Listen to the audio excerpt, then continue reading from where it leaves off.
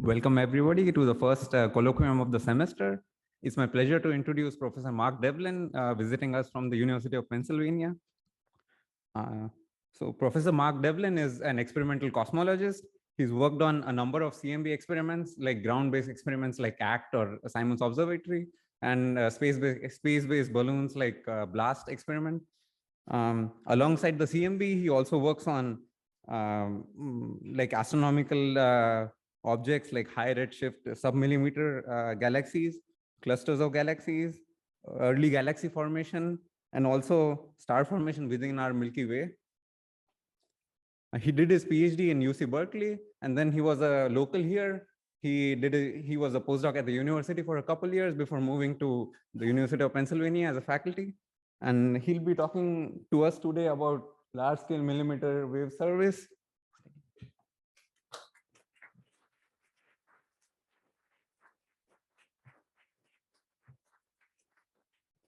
Thanks everybody for, can you hear me? We're good?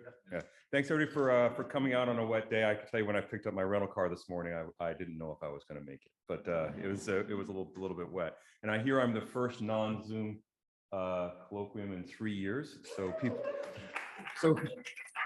I guess people can't download it and play it back at 2x while they're watching something else. Okay, so I'm going to be speaking about a whole bunch of stuff. I'm not going to be talking about my balloon work or some of my other ground-based work, but mostly focusing on our current and future millimeter wave surveys of the sky. So let's get started because I got a lot to talk about. This is not anything I did. This is from the Planck mission. It's the cosmic wave background showing all sorts of information about the polarization and temperature of the CMB.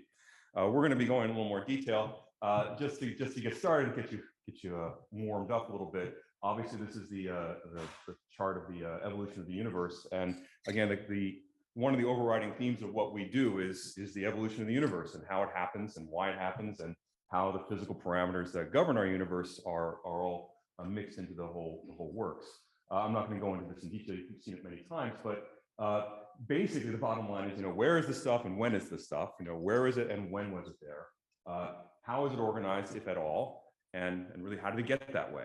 That kind of summarizes a lot of what we do in making it happen. But the bottom line, it's got to go from some muck over here to, I just updated it to the JWST deep field.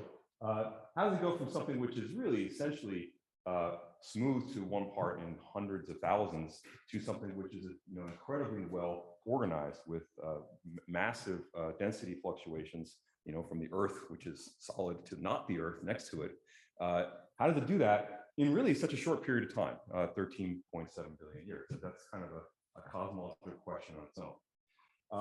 So to get started, here's my model of the Milky Way galaxy rotating. I like to think of this when I teach Astro 1 is that, it's a big thing, and it's only rotated about 50 times since the birth of the universe, which is, when you think about it, not very many times for it to basically come into its own. This is just me going on PowerPoint and finding something which is supposed to be smooth, not to 1 part in 100,000, but essentially, as the universe evolves, it starts to collapse, and it's accelerated by dark matter into forming. I think this is a little bit of a zoom hesitation there, but into forming the large-scale structures and the cosmic web that we're used to seeing. And of course, this has become advanced over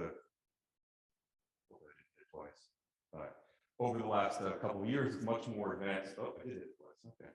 Much more advanced simulations. And I was thinking about this the other day as I'm writing the talk, is that I've just kind of been poisoned by these, I got to say. And the reason I'm poisoned by them is I think the universe looks at this way, and it certainly does, but we don't have any pictures of this, right? This is a simulation, and so we're all used to thinking about everything in terms of the cosmic web and how things collapse and how they stream into forming clusters of galaxies. But we don't really see any of this. What we see is obviously the optical. We see the galaxies, and then we infer the existence of all this web-like structure, which is now smoky dark energy, I guess. Dark matter. So we're in task with this job of inferring its existence and understanding how it collapses. Okay, and getting back to our image here again, We're going to be speaking about a couple of things here in terms of what experiments like ACT and then, of course, Simons Observatory will be doing. But of course, it all starts at the beginning. And we now have a potential window to actually seeing the effects of the first instance of time, where gravity is quantized and gravitational waves propagate from the very, very beginning through to the universe, but it's specifically at the cosmic wave background. That gives us, again, insight into what's going on at the very first beginning of the universe. But then, as we understand the cosmic wave background really well, we can talk about how the rest of the evolution of the universe influences how we measure the cosmic wave background. Again, using the cosmic wave background as a backdrop, and then looking at what we actually see when it gets to us. Well, not the map, but us at the very end. And then, of course, there's the influence of dark energy in the whole process. So we can learn a lot about this by studying the cosmic wave background. This is a temperature map of zoomed in from ACT. And I'm going to come back to this a number of times. It's a signal-dominated map, so everything you see there is real. So the red spots are hotter than the cold spots. And as you can see from the scale here, it's at the level of a couple hundred microkelvin. Again, of course, you all know it's 2.73 degrees Kelvin temperature. But it really doesn't tell the whole story for a number of reasons. One is that, again, these kinds of maps are a little bit, oops, I pushed the button twice again. I'm not sure what it's going to do next. But a little delayed. Let me see what happens when I push it forward. All right. Okay. So this map is, we're used to seeing them. They're static, right? This is what does the cosmic wave background looks like? It's this muck that looks like my cat threw up. But I actually don't own a cat. But really, it's a dynamical system. The thing's moving. It's got oscillations. It's got sound waves traveling through, pressure waves traveling through it, and all those things leave their imprint on what we see. If it's literally just this, then it was just temperature. It would give us a different answer. So things are moving. Obviously, this doesn't move like this. This is just a PowerPoint animation of this. But it's it's dynamic, and that all leads to us understanding what's going on with the system. So the way cosmologists deal with this is we essentially take a Fourier transform of the map, and the temperature fluctuations there produce what's known as the power spectra, and it has these oscillations here, which have to do with, again, the dynamics of the surface of glass scattering. But then we're going to talk in detail about each one of these, but then there's the polarization at this surface. There's the effect of the rest of the universe lensing these things, which then produce another spectrum. And then, as we spoke about before, there's this potential effect from primordial gravitational waves. All these things can lead us to understanding what's going on in the universe. Remember, the whole point is that we have this universe which evolves over time, and we start with point A, which might be this, and we end up with point B, which is, say, the universe that we observe with any optical telescope. And there's lots and lots of different paths you can travel to get from point A to point B. And if you just have those 2 points measured, then you can't really constrain all of the cosmological models that you might have that describe your universe. However, if you measure the universe at many different epochs along the path, and you constrain that it has to not just be like this at the beginning, and not just be what we see today, it has to pass through all those points. That helps you to constrain a lot of the things that we see in terms of cosmological parameters and some derived parameters, including dark energy, dark matter densities, sigma 8, which is matter fluctuations, and so forth.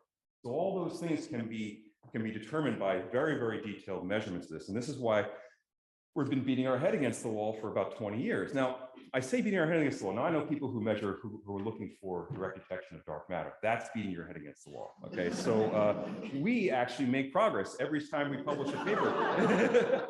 I'm sorry. I mean, but the point is, we're measuring things, and each time we do this, we're getting more precise measurement of this, and it just kind of blows you away as we make more and more sensitive measurements. The people who are analyzing this data and actually are very clever are able to extract more and more interesting things from what we see.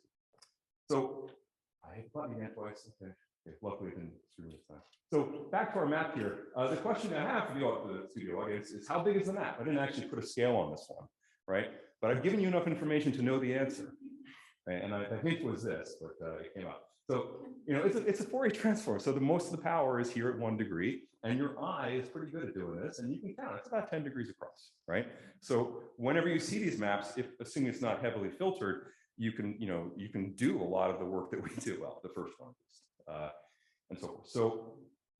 So how do we utilize this? Now, zooming in even further, you can see now these are degree scale kinds of features here. What's really going on here? Well, the first thing that happens is that when you're a lonely electron sitting over here in this radiation field, you see an asymmetric universe. You see hot, hot, you see cold and cold. And when we observe this from our direction over here, sorry, that yellow's not showing up too much. If you observe it from over here, the electron is receiving one polarization from the hot, hot and one polarization from the cold, cold. That gives you a net polarization of the signal that you see. That's Thompson scattering. And that gives you a very specific pattern on the sky. That pattern has a pattern inversion which doesn't change, and so and that's what we call E-modes, and that produces a power spectrum which is, once you have the temperature map, 100% calculable. You know what this is, you know what it should be, so you can go measure it, and hopefully you get what you think you should do. Because again, this is just the physics of what's going on in the early universe.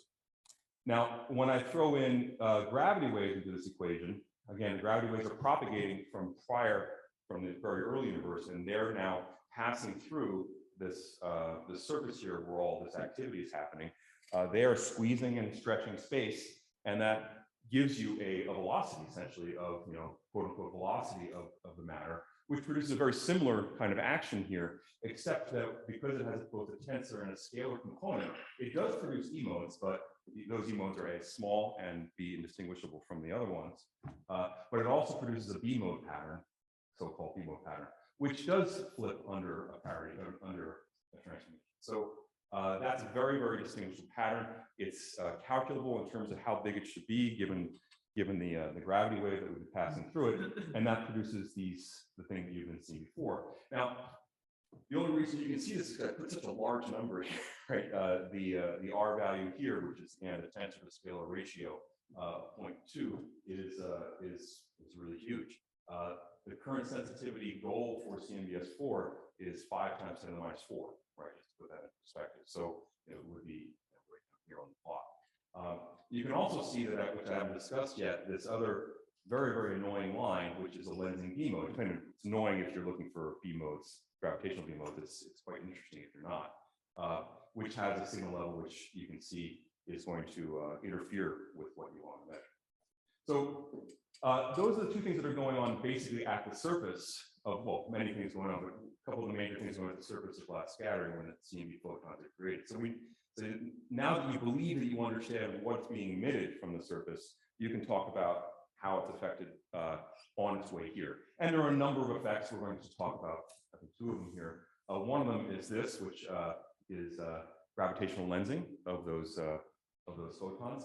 So one thing I did mention is when the CMB is produced, the universe is around 380,000 years old, which means the horizon is 380,000 years away, and it's 13.4 billion years ago is when it's produced, and that produces an angle in the sky, right? And that's about a degree or so. Things which are happening outside a degree from our perspective, they really kind of known about each other when they were emitted. So you can't really have a correlation of things outside these degree scales. However, if those photons pass by a large structure on their way, so the universe is evolving, you produce a lot of mass, 2 things are separated by more than a degree or so on the sky, that structure can gravitationally lens and can correlate. So you can now imagine a situation where you see this thing flipping back and forth in its own zoom way between a lens and an unlensed CMB spectrum. If you didn't know any better, they don't really look very much different. But so looking for them just in terms of a power spectrum might not be very helpful, but understanding the correlation function is. And the kind of figure of merit is these things are happening on these lensing masses, correlate things on about 2 degrees angular scales at a redshift of around 2 with about 2 arc minute shifts. Okay, so tiny, tiny little shifts. Again, hard to see. I mean, clearly when I flip it back and forth, it's really easy to see. But if you're just presented with one or the other, you might not hit the button twice again. Anyway, so okay, we'll look When you do this, of course, you can produce a lens at 4-point correlation function. You can see this in ACT, and well, of course, Planck did this back in the day. ACT has done it as well, a little bit earlier, and we're producing these things. And this is really important because it's not just so much that it exists; it's the point you can back out how the matter is evolving, and then that, of course, feeds back into the cosmological parameters we're looking for. All right, now I push the button just once. Okay. So to give you an idea of how hard this is, here we go. This is a no lensing where we start out with a temperature. Okay, there's the E mode, which is again 100% calculable from the temperature map, so it's no surprise here. You can see it's down by a little over an order of magnitude. And then this is a lens D mode. Of course, there's no lensing going on, so there's no lens D mode. When you flip forward to the lensing spectrum, you can see that the lens B mode is again down by another order of magnitude or so. So we're now talking about trying to measure these kinds of fluctuations. Remember, I'm going to get to a slide on this in a minute, but this is the 2.7 degree CMB. You're looking for fluctuations which again are down by this order, then down and down and down. So this requires the sensitivity measurements to be very high. And again, we'll talk about how one does that in a bit. I think. So again, just summarizing this, it goes to the temperature map, the E, and then the B, and you can see that it's level there. So that's really telling us about, again, how the universe works. So getting into more detail there, let's just talk about neutrinos for one of those things. Neutrinos, have mass, but the amount of mass they have will influence the growth of structure. This is a dramatically overdone. You can see 1.2 eV neutrino mass, but you can see what we're having here is this large scale structure over here, small scale structure here. This is the amplitude, the amount of power on different scales. So this is a galaxy cluster scale, okay, and of course galaxies over here. And so what you can see is that as you add more mass to the neutrino, you start to suppress formation of structure. And again, that's something that we do through like the lensing measurements and so forth, is measure that formation. Just switch button once. You have to be patient. There we go. All right. The other thing that's going on is that during, of course, while we're forming things, we form galaxy clusters. These are the largest gravitationally bound objects that we have around. When they're forming, they strip gas off the galaxy, and then you have this basically virialized system. But the virialized system includes all these the electrons. You can calculate the temperature of an electron moving in that virialized system. It can be millions of degrees Kelvin, and that then has the effect of interacting with the cosmic microwave background, not just coming from one direction. By the way, this is the first PowerPoint slide I ever animated. That's a long time ago. So obviously the cosmic microwave background photons are coming from all directions. But this is just to show you that as they interact with the electrons in that cluster, this happens to be the coma cluster, they get a boost. Now, of course, it's during the scattering process, you don't create photons or destroy photons. You give them a boost in energy through this. Now, of course, when you want to go look for a cluster, you can look for it in the optical. I can talk about that for a while. You can do the CMB, which is now looking for this effect here, which I'll show you in a second, which is again essentially just the integrated pressure of the mass of the matter going through the cluster. Or you can look through the X-ray flux because these electrons are very hot; they're emitting X-rays.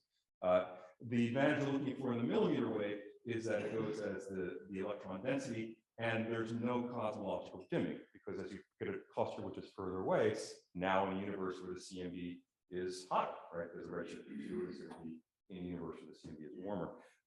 With the X-ray, of course, you just 100% emission, right? So you're going to get the effect of the 1 over r squared plus the fact, and plus the fact that the density goes as the electron density squared. So as you get to the outskirts of the cluster, the signal drops dramatically. So in the CMB, one hit only. Zoom. Try again. Okay. You get this is now a plot of just the frequency that we work in. So if you're in CMB, you recognize these bands very well. The bands here happen to be oriented to observe from the ground, where we have to deal with the atmosphere. But in particular here, you see that this is just a delta T. So if you had no Compton scattering, then you would just have a flat line. But as we get this interaction with these clusters, we shift photons from lower frequencies up to higher frequencies, and then they're null by definition. So we can look for this, and that what makes it really fast for the experiments like ACT to do this is because we just take a map of the whole sky, and sure, it's pretty easy to find things which are hot, but it's very hard to make cold spots, and this inverse Compton scattering makes cold spots. Interesting. This is a figure with lots of history, but this is when sigma 8 was 1, right? So the sky was littered with clusters and in that universe. Now it's not quite. That's a simulation. It's a simulation. Yeah, I'm going to show you real quick. I'm very interested personally about how clusters form. I'm not going to talk a lot about that here today, but the clusters form via mergers. The mergers are pretty violent. In fact, they're basically the second most energetic things to happen in our universe since the Big Bang. And so studying them on their own is a lot of it's really interesting to me. And this is just showing that they do grow. Anyway, they do grow over time, and you get these very large structures that we see. We're just taking snapshots of where they of how they behave. So of where they are in the universe. So this is now getting some just a pretty picture of ACT and Planck. This is Planck, a map of a piece of sky. Now you have the skills to calculate how big it is, but there's also squares to help. And and this is ACT 150 combined with Planck. And so you can see that indeed the temperature signal is real, the big things. But as you go between ACT and Planck, you can start to see these very small objects. And again, if you're into this kind of thing, you say, oh, that must be the resolution of their experiment, those little dots, right? So that's roughly showing that the resolving power of ACT with a 6-meter mirror is going to be much better than the resolving power of Planck. But if you're looking for things like clusters, then who cares about the CMB? You just filter it out, and you just left with the point sources there, and then you, of course, write some code, and you find different objects here. And effectively, you divide them between things which appear hot and things which appear cold. Hot ones are almost certainly dusty star-forming galaxies, compact sources, and the ones which are dark spots wind up being the clusters that we would look at. That's the simplest way to look for a cluster in an ACT map. We're going to get back to that in a little bit. So, and then just to keep moving, FigureNets, by the way, is genius and is able to make really cool plots like this. But again, showing that these things happen. And again, this is just to put it all in perspective, where you see, there's a CMB with just Planck, and then you add ACT, and all of a sudden, these things which weren't there now are there, right? And again, this happens to is a real one. Happens to show a cluster right next to a source. So. Again, clusters can be really interesting, and I always point out that you don't have to measure them all. You just have to measure the really interesting ones. Of course, to get the really interesting ones, you got to measure them all, which is kind of but the point is that within a lambda CDM universe, you can only form these massive objects so big so early, right? It just takes time. And so there is a way to potentially falsify lambda CDM if you were to measure the whole sky and find that one Goldilocks cluster, particularly at high redshift, which has a mass which just shouldn't be there. Was there. So it's not, having them all is of course useful in its own right, but there is a potential for finding these really unusual ones, again, especially at high redshift. And so there is a sort of a push amongst people who do this to extend these surveys to getting these very rare high redshift objects. This happens to be, I'll come back to this in a little bit, but this happens to be the current state of the art for ACT, where you see lots and lots of clusters versus redshift. So we hope to make that even better in the future. So I just give you a quick overview of ACT. Of course, this is a collaboration between lots of institutions, but particularly Princeton and Penn. Suzanne's current director, and we do lots of things. So let me show you this cool video, which would probably not show up so well on Zoom. But it's really pretty. If you get a chance to go down there, I recommend it. Yeah, Zoom is just not as an imperfect way. But anyway, it's a really great video. You can download it.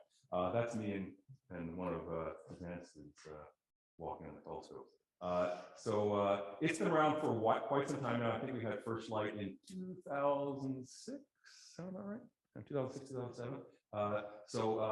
It's been very good to us. in terms of returning lots and lots of great data. And I'm just going to give you a quick overview of what it is. But just kind of let you know how hard this is. You wouldn't put a telescope on the ground unless you had to. And the reason is for multifold, right? The ground is hot, right? Remember, we're looking for microkelvin level signals, and you just put it on the Earth, and the Earth is hot, right? It's really, really big. And so you have to suppress all of this stuff. Now, for the most part, it's very smooth and not on the sky, but you can really be deceived when you're looking at this. So we're looking, there's ACT that's buried inside this ground screen. You can't do the telescope because we're trying to shield ourselves from things that are changing on the ground, things that potentially confuse us. And again, remember, you're suppressing this by upwards of 8 orders of magnitude in terms of the emission. So we have to be very careful. But while we're doing this, there's light coming in from the atmosphere. The atmosphere emits photons. It's quite warm compared to the CMB. It's around between 10 and 20 degrees Kelvin effective temperature. We're looking through that. Then of course you have stuff in our own solar system. Then you have galactic dust, which has emits as well. And then you have the CMB, ultimately the CMB in the back. And so all these different types of photons are coming in. Our detectors are rather indiscriminate. They don't really care where they came from, and it's up to us to figure that out.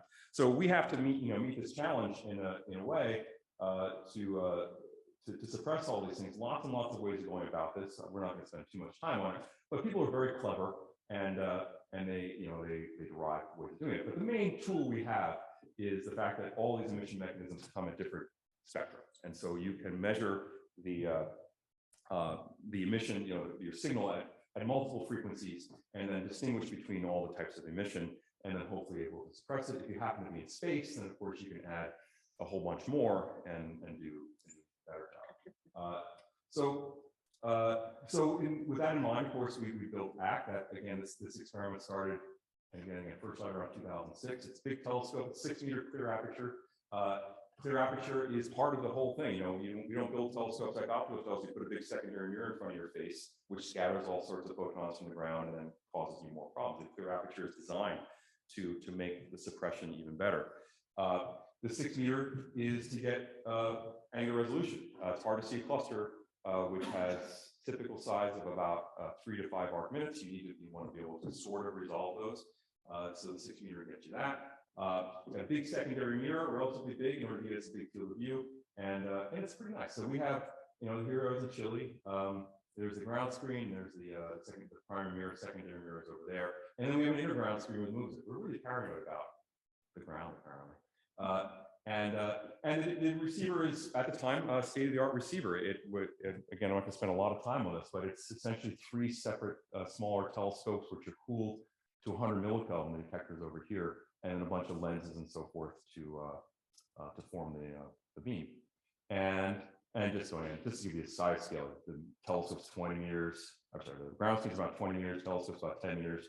The receiver's about 2 meters in scale, and then we get down to the optics, all the way down to the detectors and down to here. So it's a lot goes into the design and implementing these instruments, both for ACT, SPT, and other like instruments. We do observe the sky at multiple frequencies. We have the ability to swap them out. We call them, MF for mid-frequency, HF, and then we have an LF for low frequency. Again, to cover all this band so that we can to separate out the components of the different types of emission. So again, this has been remarkably successful over the years. In case you haven't understand how we do the sky, this is an animation telescope. Essentially sits there at a constant elevation, does this. Very boring, and goes back and forth, and we just keep taking data for years, right? And just co-adding all those temperature measurements. And there's the South Celestial Pole, and you scan flat over here and then flat over here. When you put them on top of each other, they wind up crossing, and that is one of the tools we use for making maps.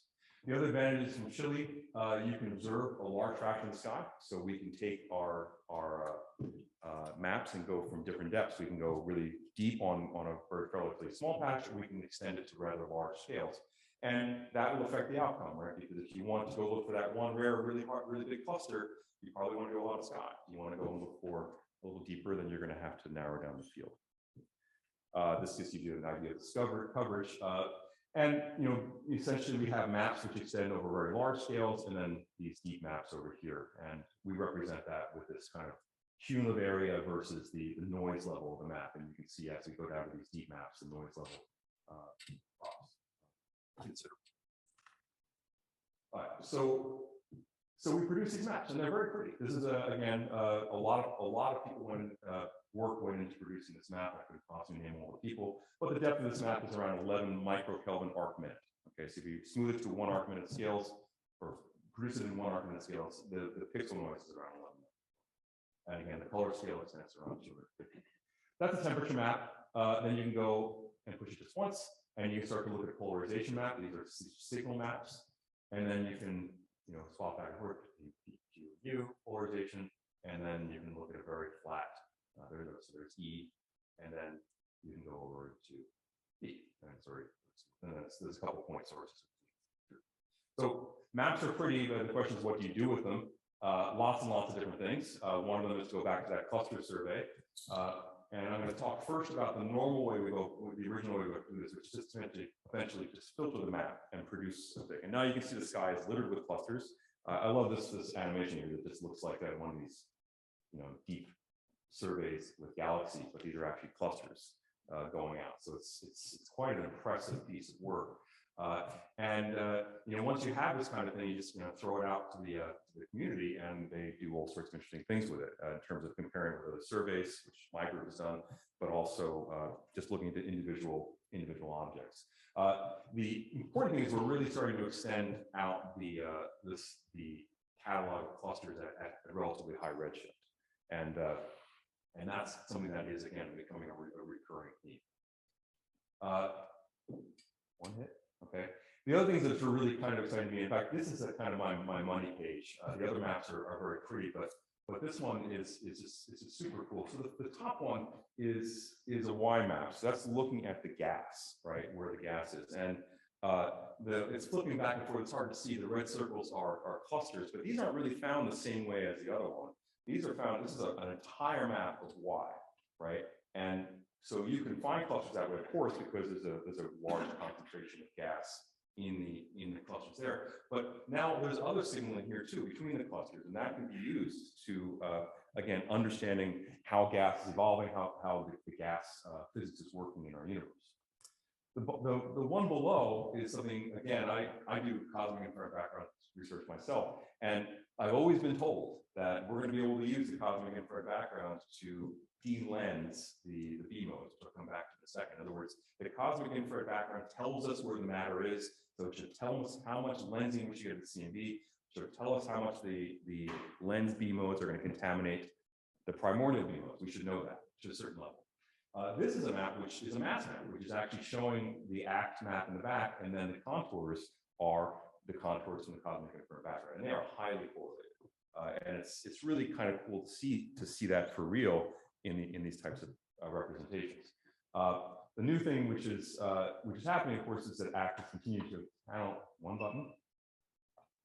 Try again. Okay. And we're getting now very, very large mass maps, and this is just a zoom in of one field over here. This has not been released yet, but they will be available to show again this all the gas in the universe, not all, but a lot of gas in the universe. The other thing you can do with this, of course, is now that you have that mass map. We talked about the lensing correlation map data we've got before. Now, of course, we have a lot more of it, and so we'll be able to reduce the error bars on that. And that's going to be happening soon. This is preliminary. This is just a simulation of the error bars that we should be getting. And then finally, we're going to be producing now these really big Y maps, and this is just zooming in on this to show a switch between. Again, there's the Planck Y map, and then here's the ACT plus Planck Y map. And again, you start to see the clusters, but again, it's also seeing this large scale structure of the gas that's in the system. And again, those are going to be super useful. When some of the other stuff that I do is just, we're screaming for the Y maps. We want the Y maps. I don't want to know just what's going on in the cluster. I want to know what's going around the cluster and what's happening. Okay. Okay, so again, of course, since you have the maps, you're going to take a power spectrum of them. And again, this is the state of the art for ACT, well, it's in 2020, showing the T, the EE, and the lensing map. And from that, you can derive cosmological parameters. This is just the state of the art with everybody in there with Planck, SPT, polar bear, bicep, and so forth, showing how the field has evolved. Again, so when I started this back in, I guess, 93, I mean, the error bars were the size of the page, and you couldn't see anything. But now we're really making very, very precision measurements of these things, and it's really fun to see. But again, the game is to produce the cosmology from this, and this is the standard type of plot where you see the cosmological parameters and the derivation of them. I'm not going to talk about this in too much detail, but of course the main thing that people are interested in, or many things people are interested in, but one of them is the tension between H naught. That's one of these derived parameters here, and you can see that when you have Planck on its own, then you add ACT plus W map and so forth. There's a general agreement in the early universe of where H naught is laying, and as you've seen this plot many times, there's a tension, and we'd like to address that even further. So I'm going to come back to this in a bit when we talk about Simons Observatory. So this is kind of where we're seeing things going, where the cosmology is getting so precise that we're starting to see things which aren't working, and of course that would point to physics. Oh. One click. What if my battery's just dead? Pardon me. All right. Let's hit it once. Okay. All right. So I'm going to move on to talking about the future. This is a kind of a rendition of the Simons Observatory site, which is very near the ACT site. It actually kind of starting to look like this. We've got a lot of cement poured, tons of people down there working and constructing it, but lots and lots of institutions, which I won't, obviously not going to name them all, but it consists of a large aperture telescope, and it's a 6-meter telescope. And you say, why'd you build another 6-meter telescope? You had a perfectly good one. The difference between this and the ACT telescope is the secondary mirror on this one is almost as big as the primary mirror. And what that allows us to do is make a field of view which is much bigger, almost a factor of 10, about 9 times bigger field of view. And the thing about CMB and the detectors that we utilize for this, the detectors are as sensitive as they're going to get in the conditions under the conditions we're using them. In other words, if you're on the ground in Chile, that's it, and you're not going to get any better. So development of more sensitive detectors is not helpful. So the only way you win, the only way you get a more sensitive map is to spend more time on the sky, and I'd like to do this before I'm dead, or you build more detectors and you throw more of them on the sky. So getting 10 times more detectors on the sky gets you 10 times more fastness mapping speed than that. And that's so a more sophisticated telescope is in order. And then these are small aperture telescopes which are sized to go specifically after polarized primordial beamlets, and there's 3 of those. Here we go. So Simons Observatory is a big instrument, and when we sold ACT to the various funding agencies, it was sold essentially on CMB and that alone at the time. So polarized, making measurements of the cosmological background. But as we move forward and we get these very, very large maps which are polarized in the millimeter at multiple wavelengths, you find that, hey, they can be used for other things too. And those other things are actually major science drivers for what we think that Simons Observatory is going to be doing in the future. I'll go through a couple of these, but time domain physics is going to be awesome. We can do a lot of extragalactic astronomy in terms of, again, measuring, getting those Y maps for finding the variance. Again, of course, we do the cosmology. You can do planetary stuff. You can rule up from space for Planet 9, which you can do exoorbital clouds, and then you can do galactic astronomy by looking at the magnetic fields in the galactic plane and using that for star formation. So again, just reiterating, the Simons Observatory is being located in Chile, essentially in the Tropic of Capricorn, allows us access to a big chunk of sky. So another place to put a telescope like this is the South Pole, and that's also very, very good observing conditions, but there's really very limited sky coverage from there. And that may not be so much of a problem, but then when you start to do a lot of the science that we're talking about in the previous slide, that really requires other telescopes to complete. You need to have overlapping surveys, and having that extra sky coverage from these other surveys is going to be key to achieving what we want to do with Simons Observatory. So just to put that in perspective, I'm not sure this is going to work. Let's see. We'll push the button and see what happens. Oh yeah, it's working on my screen, but not here. So essentially, the one that's most relevant to us is the Rubin Observatory, which will be coming online around the same time. The thing that is making Simons Observatory relevant in this game is that we can now, because we have so many detectors in the sky, or we eventually will have so many detectors in the sky, you can make maps now every few days and take those maps and difference them and look for things that change on the sky, both motion and in terms of the change of their flux. And that means that we can make a catalog updating fairly regularly of hundreds of, 100,000 variable AGN. We can look for gamma ray outputs, we can look for supernova explosions, and then the occasional rare TDE might be observable here. And we're doing it exactly the same time that Rubin's doing it, right? So we're covering the same pieces of the sky, we're doing it at the same time, and we can actually send out alerts and work with each other on the data sets. So that's, it's going to be fun when that happens. And all right, switched. There we go. So the other thing we're going to be doing is those Y maps that I showed you for ACT. We're going to be making, again, very, very deep Y maps over the entire sky. That not only will enable the clusters, and again, a lot of clusters. Tens of thousands of clusters. The current catalog's around 4 or 5. Now we're going to 33,000 galaxy clusters, but we're really extending it to very, very deep, getting down to, taking this down to 10, this is in scales of 10 to the 14 solar masses, getting down to here, right, in terms of the mass limit, and extending the redshift range out past 2, getting, again, extending that science, but also that the Y maps will help us trace the gas and find the baryons in the universe, again, at higher redshifts. So those will be useful. Then star formation, I do a lot of work here with my ballooning work with BLAST, which is not my blasting this year, but essentially the story of star formation is that you have in our galaxies that it's just not the rate is smaller than you would expect. And so something is tempering that rate, and it's either going to be turbulence or it's going to be magnetic fields, which are interfering with the collapse of the stars.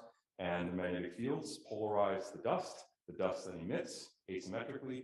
I'm sorry, the magnetic fields align the dust grains, and then they emit asymmetrically in polarization. So a polarized galactic map allows you to map out the magnetic fields, and that ratio of the alignment to the randomness of it can tell you about the ratio of the energy of the magnetic fields and the turbulent energy. And so, but that requires a lot to do, because if you take Planck at very large angular scales, you can then take something like SO or my BLAST work at medium angular scales and then zoom into them with ALMA. So there's this kind of, you need a lot of information to do that, but getting a whole sky, a galactic plane map that allows people to make all these connections is going to be really key. Then, of course, I won't belabor the B modes, but we're going to have 3 or more of these types of telescopes pushing down the limit of R to quite low levels. And again, being able to rule out some major models in here. Now, the current model does not have us going as low as CMBS4, but CMBS4, of course, will be very complementary to this, or will be complementary to CMBS4 as they come online. And then, of course, we're going to be doing the business with looking for the lensing spectrum. This allows us to understand the natures of particles in our universe, including the mass neutrino, pushing that limit down to 0.02 eV. And then looking for an effective, ruling out light particle models.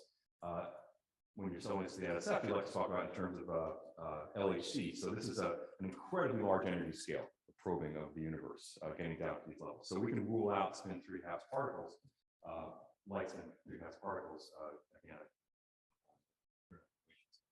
So that's great. And then finally getting to this H-naught thing. So this is the projected ultimate error bar that we might be able to achieve with Simons when it's a fully populated system. So it will be not ignorable at that point when you see the error bars on H-naught getting so low, assuming they stay in the same range.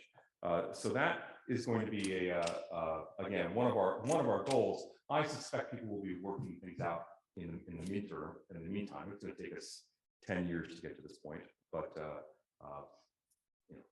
think things will happen along the way. So where are we now? Actually, today they're taking it apart in Germany. So I was just out there 2 weeks ago for the final check out of the telescope. It's being built in Germany. This is obviously a model. I'll show you a picture of probably a very skippy movie in a second, but it's big, right? So this is that's 2.5 meters from there to there. That's a door, right? So compared to our old telescope, I think the entire ACT telescope would fit here, and this is a much bigger thing. It involves a lot of things that we've learned. Again, I'm not going to hold my breath on this working. It's all that extra structure is shielding that way. All that extra structure, I like that. Relative. So all the stuff that you see here is it's not shielding, actually, surprisingly.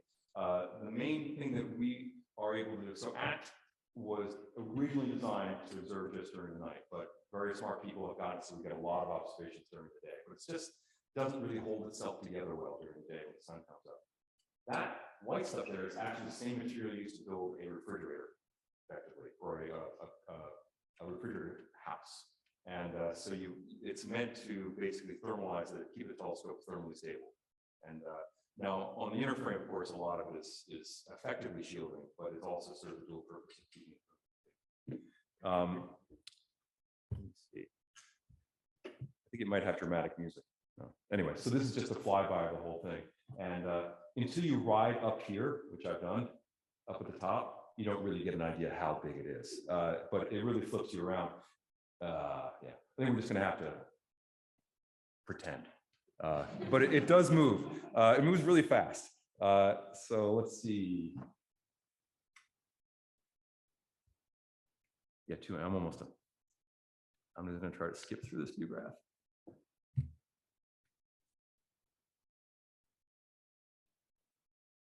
Okay. I don't know what. There we go. Okay. So we're just about. I'm just about to wrap it up. But the receiver is a massive piece of equipment. It cools 1,000 kilograms to 4 degrees above absolute zero, and about 120 kilograms to just above absolute zero. It's enough to cool several gravity students down. Very effective. Again, I won't go into the details. It is built, and it's not fully populated with detectors. We're gonna have has room for about. I'll show you in a second. Actually, I'll show you right now. These are these optical tube elements. These are, I like to call these it's a marvel of engineering over the course of decades of experience. Anything from the lenses to the filters to the baffling to the detectors to the readout, each one of those has been again, decades in development. There are going to be 7 of those for our initial deployment. We hope to get 6 more in there shortly after, and that'll compromise a fully loaded system. And then we'll go to the site. Again, there's the old ACT site right there. Unfortunately, we're about to make that not a site anymore, but it's sad, but it's time. And then the Simons Observatory here. And just for reference, there's another experiment called CLASS, and then the Simons arrays over here. And ALMA would be over here, down south of us, slightly lower elevation. So that's all happening. And this is now a notional timescale. This is, again, we have all this is happening up to here, and we're working on the NSF to get funding to fully populate the thing. But this puts it in perspective of all the other things going on, including Rubin Observatory and getting these transient triggers all generated. So again, if Simons Observatory keeps going and then CBS4 comes in with the B modes, we hope to add all those together to get a very sensitive experiment. And then of course CBS4 comes in with their large telescope, same kind of thing. So, and all those will be merging together towards the end of the decade. And I think that's it. Thank you.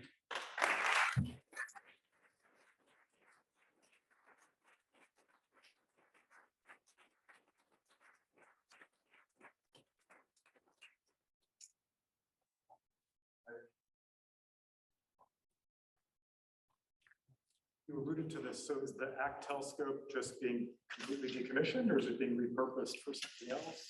What's happening? Suzanne and I are working on it. It's the receiver still can work, and the telescope still can work. It's just a matter of where your priorities are, and again, it's not just our priorities, the priorities of anybody else who might want to use it. It's still, I mean, it's a great telescope, but it still works. I mean, a little help works. You didn't talk much about the foreground traction.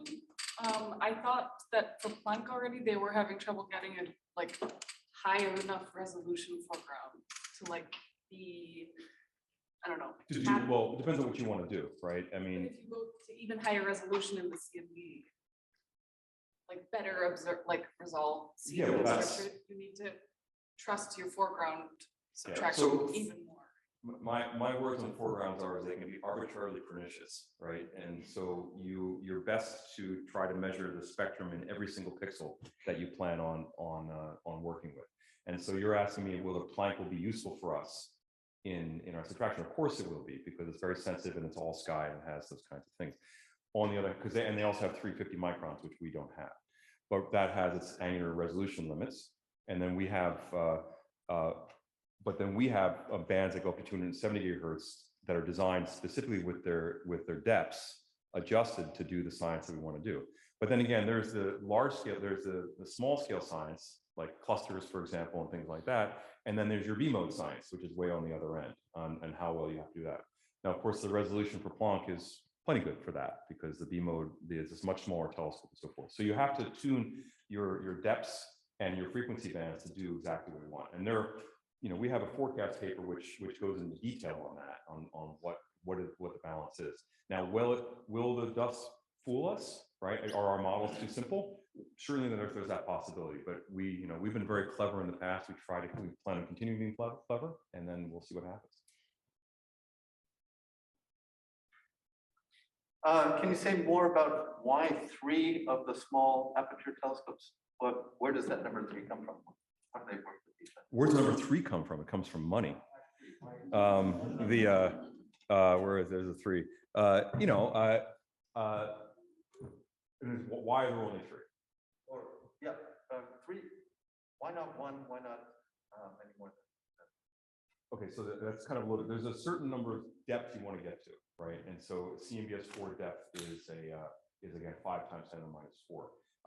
You can do that calculation to how many detectors you need to get to whatever depths you require for the certain sky coverage in like 30 seconds on a piece of paper. So that tells you how many detectors you need. You go to the CMBS 4 science paper, you can see it. And it's a couple 100,000 is whatever the number is. And so the question is how you distribute that. And so the case here is that we try to optimize the complexity of the instrument to get the most out of this before you get too big, right? So you can build a bigger receiver here, but at some point the field of view exceeds the kind of detectors you can put in there. And so I showed you the optics tubes for the LAT. There's an equivalent one for the SAT, for the small aperture telescopes. And so you can take that, you take the big first lens, it gives you the resolution you need, and then it kind of defines the maximum size focal plane you can get there.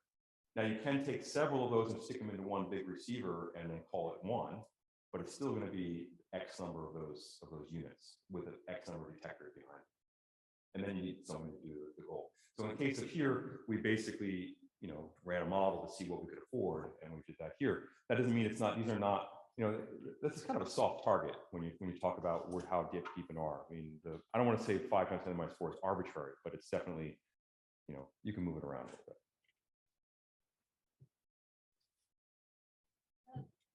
I'll ask this question a slightly different way, which is, if you characterize the dust by a temperature, that temperature will vary in space, and the spectral index will presumably also vary in space. So can you give us an idea of how much variation could be accommodated without wrecking things? Because we know that it will vary. So how much can be accommodated? Well, I'm obsessive about this because I flew several balloon payloads to try to figure this out, to try to get that number for us.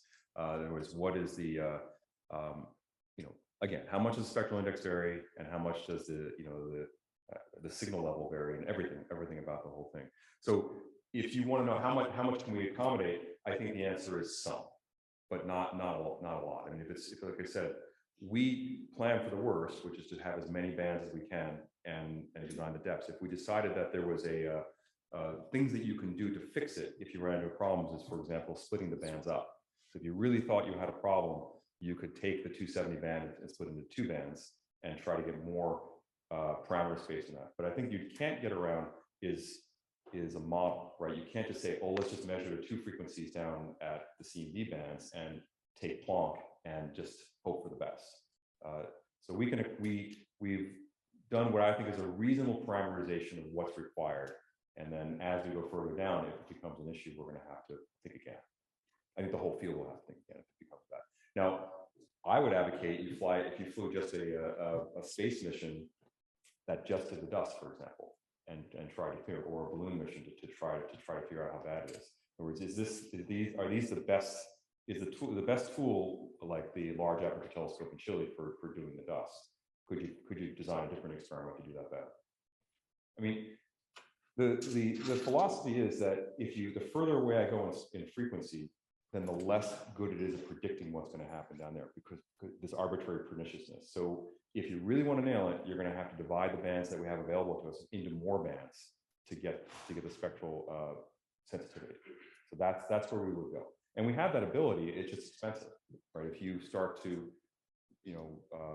put 3 or 4 bands in every pixel, that just becomes very expensive, and we just don't have that yet. So just to be a little bit more quantitative, it's the dust temperature varying by, a few degrees spatially in the galaxy. It certainly is. Yeah. So is that, Oh, yeah, do you have to be down to less than 1% temperature? Yeah, I don't know the answer off the top of my head. I mean, but it's definitely, we can, again, we wouldn't put those extra bands in there if we didn't have some ability to utilize them. But we have papers which talk about measurement of the spectral index and the temperature across the sky. But I do think it's going to be something we're going to have to look at really carefully as we move forward. But just to take a step back, it depends on your sensitivity to that is going to be a function of the science. I mean, some of the science doesn't really care that much. Much of the science doesn't care that much, but some of the B-mode science will. Could you please comment on this NS omega baryon tension with Planck? Do you think that there's any chance that this might be physical? The NS omega baryon. Do I think it's physical? I'm not sure. I think that these measurements need to be confirmed and done multiple more times with more sensitivity. But I think that we don't really have a lot to say about that. We derive the parameter here, and we'll get a more sensitive measurement. I'm actually not sure what our ultimate goal is. I used to have a plot that has it in there, and we'll have something to say about it. But it's going to be 10 years before we have a really increase attention by a lot. Are there any plans of going below the arc-second resolution, which may be useful? Arc-second? Oh, sorry, arc-minute. Arc-minute resolution. Well, no, not with us. I mean, there's depends on what you want to do. If you want to go after clusters, there's other telescopes that are being planned, bigger telescopes, right? So there's the LMT, if you believe that's going to work in Chile, which goes to millimeter waves, and can go do finer resolution. But they don't really have the field of view to go and map the sky. So a very large map down to sub-arc minute resolution that requires a 12-meter telescope or bigger. And that, I think Nalima Segal has a plan for I think it's a 25-meter telescope or 50-meter telescope that has about 1 million detectors in it. That would do it. So yes, there's a plan, and it's but I think you might be my age when it happens. Okay, I think we're out of time. I just wanted to remind the IIS people that Mark does still have availability this afternoon, and we encourage you to sign up for a meeting with him. Can you hear me? Sorry, Jim, you're doing this. Can you hear me? Okay. And then we can continue this discussion over the call lunch.